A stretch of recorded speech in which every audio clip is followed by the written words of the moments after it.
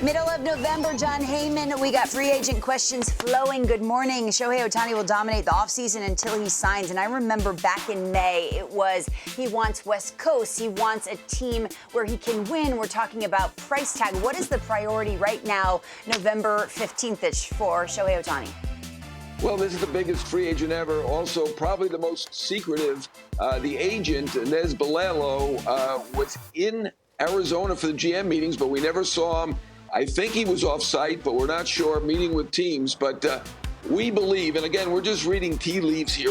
We're not sure. We believe that geography counts. His first time round, 5 of the 7 teams were on the West Coast. We believe he wants to win, and we believe the ballpark, the comfort, all will count.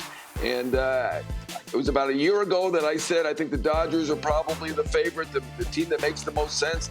They are the most consistent winner in baseball. They are in Southern California. We have heard that he does love Southern California.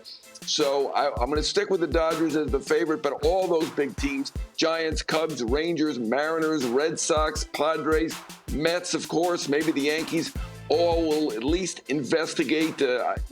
Obviously, one of the most talented players of all time. You talk about versatility. He's the most versatile player ever. Other players can't even believe that he can do this. So I do think the ballpark, reading the tea leaves, will matter. Dodger Stadium is a good spot for him. He has a 1,149 OPS lifetime at Dodger Stadium.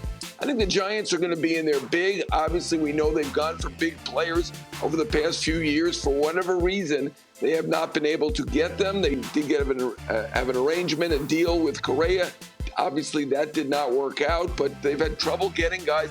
In this case, I do think the ballpark could work against the Giants. Tough park for a left-handed power hitter. He's only had a couple at bats at Oracle Park and does not have a hit there. I mean, that's a small sample size, wouldn't necessarily go on the stats, but I do think the Giants probably have a hurdle there. I do think they will be in there big and pitching. I'm still stuck on the agent off-site meeting with teams, John. It adds a little bit of intrigue. You mentioned Carlos Correa. I remember when he took a shorter term deal, and there's kind of rumors out there that that could be the case with Shohei. Is that a non-factor, non-news? I'm with you. That is a non-factor. Okay. That cannot happen. I mean, you can save the tape if you like, but there's no way that he's going to take a short deal. Let's remember that almost all of these big players, with the exception of Bryce Harper, who didn't want the opt-out, get an opt-out. So you get a long-term deal, and then you get an opt-out shorter. Why just do a short-term deal and leave potentially up to $500 million on the table? That is not something that's going to happen. There'll be speculation about everything between now and the moment that he signs, but that's one that we can check off the list. Not happening. Okay, checked it off. Shohei won't pitch this year. He will next. And the arm conversation is fascinating because we keep hearing about 7, 8, 9 teams that are not just looking for one starting pitcher. They're looking for 2. I'm no math major. Where are they all coming from? This is a great market for stud pitchers, John. Well, fortunately, there are a lot of very good pitchers on the market. That is the one really category where there is a lot of talent out there. But I think that there are about 8 teams looking for multiple starting pitchers. We've never seen this before. So these pitchers are in a very, very good situation. I believe the Cardinals, the Mets, the Dodgers, the Angels, the Pirates, the Cubs, and the Giants. I think there are 8 teams that really would like to get multiple starting pitchers. The Mets, I know, would like one top-of-the-rotation guy, one kind of mid-rotation depth piece.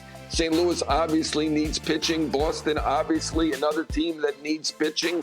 The Dodgers, they're a great team. They've got great offense, but a lot of free agents. Obviously, they're losing Urias.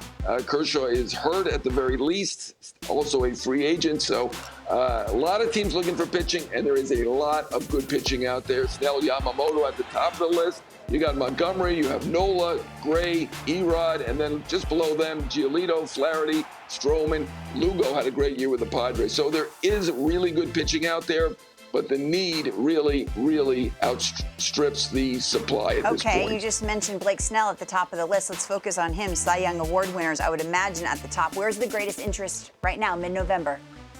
Right now, it looks like it's on the West Coast with his incumbent team. The Padres certainly had a 2.25 ERA, led the league, 234 strikeouts. Would have led the league, but Strider was kind of off the charts at 281 strikeouts. Snell is obviously an outstanding, dominant pitcher, big left-hander.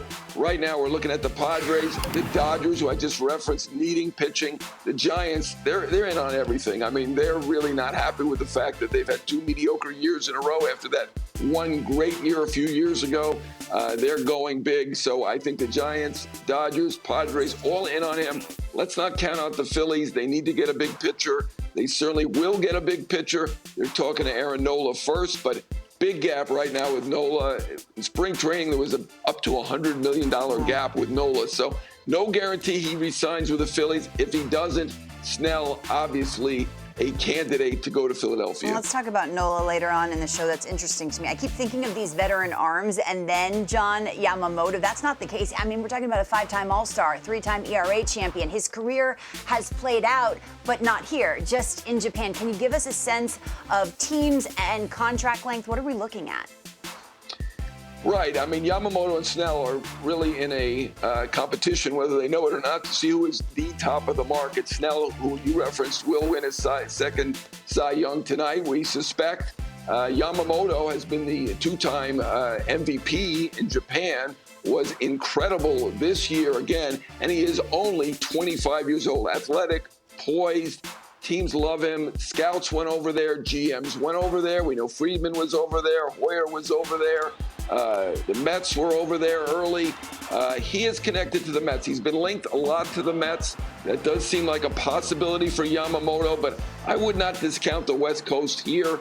There are rumors that he wouldn't mind ending up on the West Coast. Obviously, he is close with Senga. We know that. The Mets are certainly a possibility, but do not count that as a certainty. There will be a lot of teams looking at Yamamoto. Basically, every big market team I've heard, plus the Diamondbacks and the Tigers. They're not really small market teams, but not as big as the others. But Yamamoto, extremely, extremely popular across the board. And it's possibly even top Snell, who's about to win his second Cy Young. That's going to be a competition. From Japan, we get to sit back and watch it go down. Jon Heyman with the very latest. We will check back with you later on.